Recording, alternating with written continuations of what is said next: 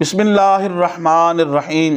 بخاری شریف کی حدیث نمبر 389۔ حضرت حذیفہ رضی اللہ تعالی عنہ انہوں نے ایک شخص کو نماز پڑھتے ہوئے دیکھا، وہ پورا رکوع اور پورا سجدہ نہیں کر رہا تھا۔ جب اس شخص نے نماز پڑھ لی، حضرت حذیفہ نے اس سے کہا تم نے نماز نہیں پڑھی، اور راوی یہ کہتے ہیں کہ میرا یہ گمان ہے کہ حضرت حذیفہ نے انہیں یہ کہا اگر تم مر گئے تو رسول اللہ صلی اللہ علیہ وسلم کی سنت کے غیر پہ مرو گے، یعنی اسی طرح اگر نماز پڑھتے رہے کہ پورا رکوع اور پورا سجدہ نہ کیا تو حضور صلی اللہ علیہ وسلم کی سنت پہ نہیں مرو گے۔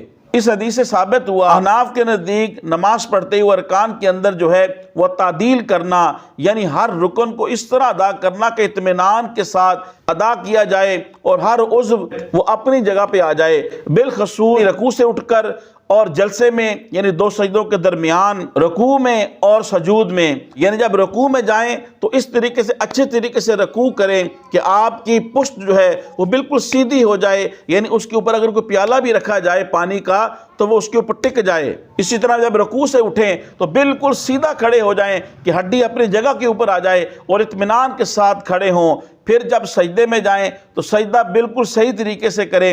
پھر دو سجدوں کے درمیان جب بیٹھیں تو پورے سکون کے ساتھ، اطمینان کے ساتھ بیٹھیں کہ آپ کے جسم کے جو اعضاء ہیں وہ اپنی اپنی جگہ پہ آ جائیں، یعنی کمر کی ہڈی جو ہے بالکل صحیح اور سیدھی ہو جائے۔ اسے کہتے ہیں تعدیل ارکان۔ یہ احناف کے نزدیک واجب ہے، اور اگر جان بوجھ کے کسی نے ایسا کیا، یعنی رکوع سے سر اٹھایا اور پورا سیدھا کھڑا نہ ہوا اور جلدی سجدے میں چلا گیا، دو سجدوں کے درمیان اطمینان کے ساتھ جو ہے وہ بیٹھا نہیں، سجدے سے سر اٹھایا اور فوراً دوسرے سجدے کے لیے جھک گیا، جان بوجھ کے ایسا کیا تو گناہ بھی ملے گا اور نماز واجب الاعادہ ہوگی، کیونکہ جان بوجھ کے نماز کا واجب چھوڑ دیا۔ اور اگر بھولے سے ایسا ہو گیا تو سجدہ صاف کرنے سے نماز ہو جائے گی۔ لیکن ایسا عمل جو ہے وہ اکثر و بیشتر بھولے سے نہیں ہوتا، بلکہ انسان جان بوجھ کے، انسان کو پتہ ہوتا ہے کہ میں جلدی ایسے کر رہا ہوں، تو لہذا ایسے کرنے سے نماز نہیں ہوتی۔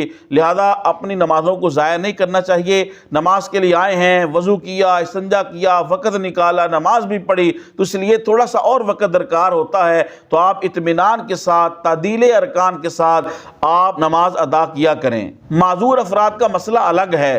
محترم خواتین و حضرات، تبلیغ دین کی نیت سے حدیث شریف کے اس درس کو زیادہ سے زیادہ لوگوں تک پہنچانے کے لیے میرے اس ویڈیو کو شیئر کریں۔ اللہ پاک آپ کو جزائے خیر دے۔ السلام علیکم ورحمۃ اللہ وبرکاتہ۔